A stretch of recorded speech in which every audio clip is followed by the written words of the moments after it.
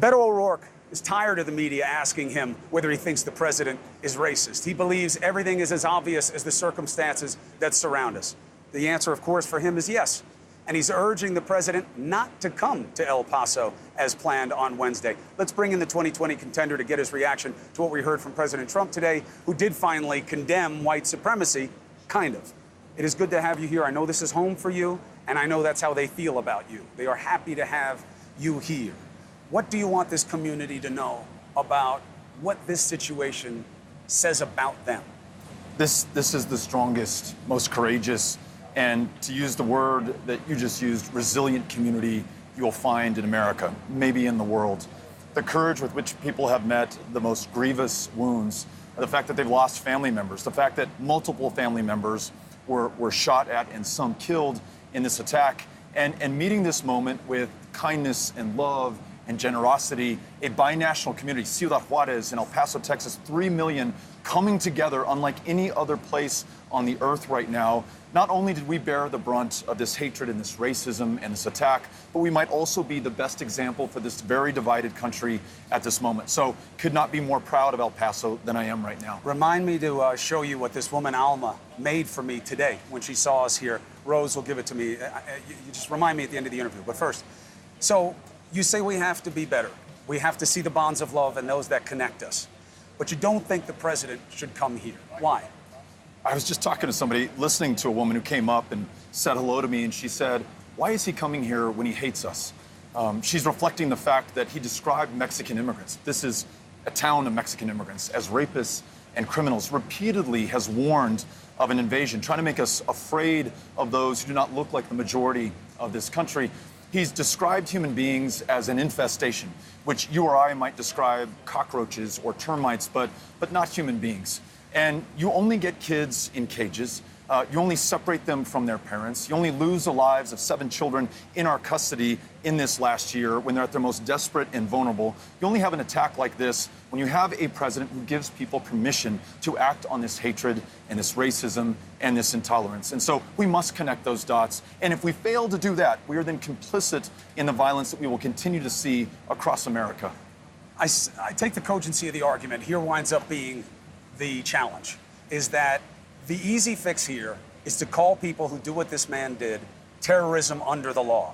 Give our prosecutors and investigators the resources like they have against ISIS and Al-Qaeda, root out where they meet and talk and plan and punish them the same way.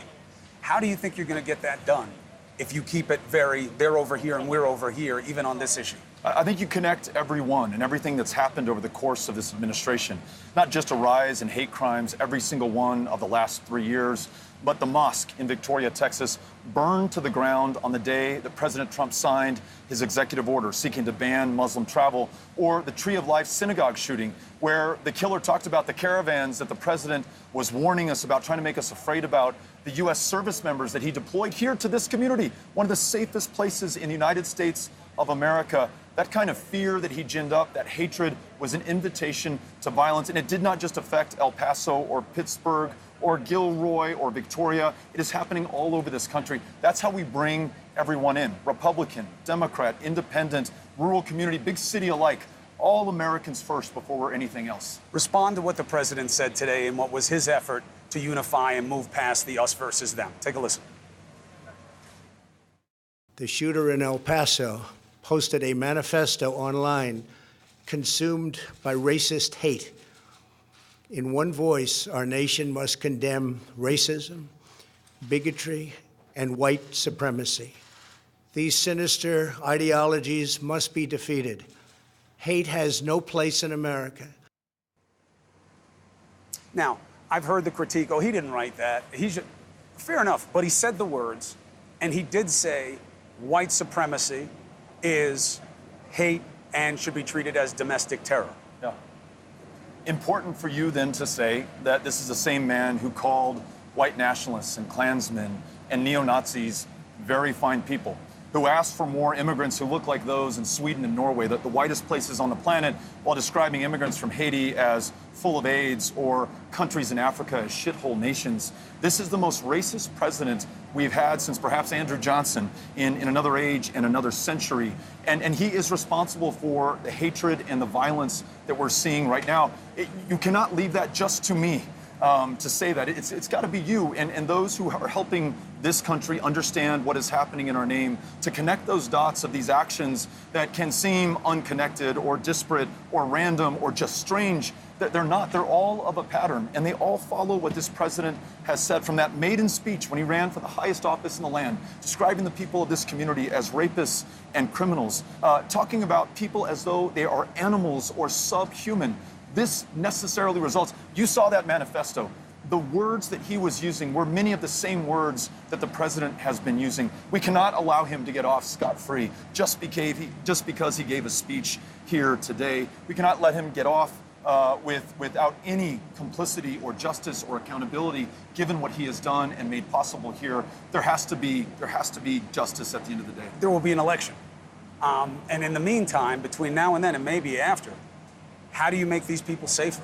How do you get to some place that the majority of the country already is, which is all hate should be treated the same way, all gun sales should be checked the same way? How do you get these simple things done if both sides are standing behind walls of righteous indignation?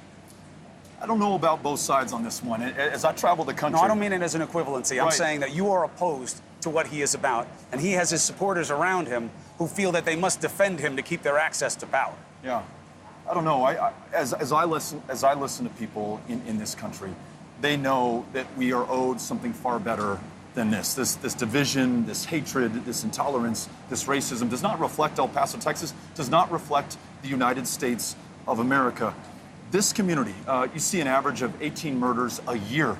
One of the safest places in America today. It took someone from outside of this community who was willing to drive hundreds of miles to bring this kind of hatred here. We have to show that that is the exception, not the rule, but that will become the new normal if we allow it to be. If we don't stand up, if we're not counted on this.